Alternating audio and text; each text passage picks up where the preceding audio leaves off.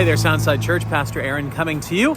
Actually, at the moment, I'm up here in West Seattle working with the North American Mission Board to host a church planter assessment retreat. We are blessed to be actually evaluating 10 church planting couples who are planning to come here to the Northwest to plant churches. So if you wouldn't mind praying tonight for them, definitely would appreciate that. But I also wanted to come and kind of help out with your community group here tonight. So what you should have done by now is read 2 passages from Ruth chapter 2 tonight. And in your passage tonight, you would have read about 2 very specific practices that are not only key to the story of the book of Ruth, but also key to the major theme that we're going to be talking about tonight. And that is the theme of poverty. That's right. We're going to be talking about poverty tonight and realizing this is something that the Bible deals with, and it's something that Christians should be concerned with. We're going to be talking a little bit about that. But before we do, I want to give you a little bit of a math problem, okay? In this math problem, and just put your thinking caps on for just a second, I want you to imagine a square, and then I want you to imagine a circle inside of that square, kind of like what I have drawn right here. Now, here's the math question. All right, most of you know how to find the area of a square, don't you? Right? Length times width gives you the area of the square. And most of you know how to find the area of a circle, right? Pi r squared. But if you have a situation like this with a circle inside of a square, what percentage of the square is covered by the circle? You don't care, do you? So I did the work for you, and what I learned is the circle in a situation like this actually covers 78.5% of the square, or 79% of the square. You say, why does that matter? It matters because of what you just read in the book of Ruth. You see, Ruth decided she was going to go glean. She was going to go glean. This is a practice that the Bible describes in several different places in the book of Leviticus as well as the book of Deuteronomy. And this was part of God's way of his people caring for one another. And one of the things that he said was, the land that you own doesn't actually belong to you. It belongs to me. You're living on my land. So when you harvest your fields, I don't want you to harvest all the way to the edges.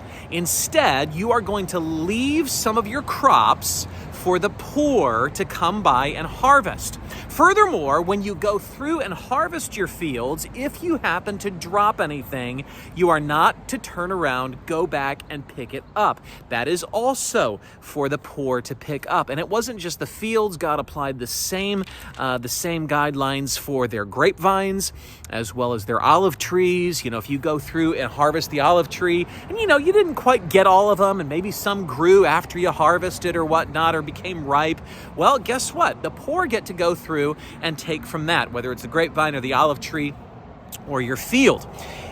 The second thing you read doesn't have anything to do with this, although I think this is a great example of what we're talking about, and maybe we'll come back to it a little bit in your discussion. You also read about a concept called the Redeemer, or as some people like to call it, the kinsman redeemer. When Naomi found out that Ruth was in Boaz's field, she got so excited because Boaz was a redeemer. You say, what is this redeemer concept? Well, it was something else that God had put into his law. And the idea was this, that if an Israelite or somebody living in the land became poor and had to sell their property, that they had the right to come and redeem it at any time. God actually said, you shall not sell your land in perpetuity because it's not yours to sell.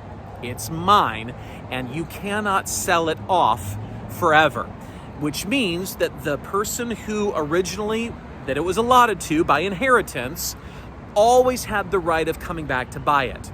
So if they were poor, they sold their property, and somehow they were able to take care of their financial issues, they always had the right to go back and purchase the property back for what they paid for it, prorated based upon how many crops were able to be raised on it in the amount of time that the person held onto it. That was called redemption. Now, there was something else built into the law, and that was this. If somebody became poor, sold their property, a family member was allowed to redeem it for them in order to keep the property in the family. Now, there were some priorities there that we don't actually share in our culture today, but it was very, very important to Israelite society and their covenant with God that the land stayed within the family units. And so the right of redemption was, first of all, the landowner himself. And if he couldn't do it, then the right of redemption would pass to the nearest relative, and they could redeem it for that person. In our situation, in our story, what it seems like may have happened was before Elimelech and his family left for Moab, he very well may have sold the land to somebody. Or at least sold the right to use the land, because his family was gone for a decade or more before Naomi came back. And at the end of the book of Ruth, we find out that Naomi is, quote, selling the land. Well, she's not so much selling the land as she is selling the right to use the land to reap crops from it. Because one thing's very, very clear. Naomi and Ruth aren't reaping any harvest themselves. They are the poor. And both of these laws, the law of gleaning as well as the law of the kinsman redeemer, were placed into God's covenant for one big reason, and that is God intended his people to care for the poor, and he made ways for that to happen. And one of the most basic truths that he communicated was, what you think is yours is actually mine, and what I want you to do with my stuff is use some of it to take care of those without. We're Christians. We have been redeemed from the curse of the law. We have been redeemed to reveal the righteousness of God.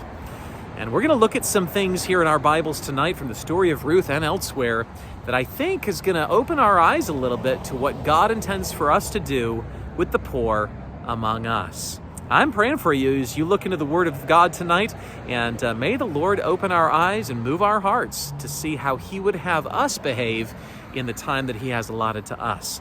Well, I'm going to turn things over to your community group leader right now, and enjoy your discussion tonight.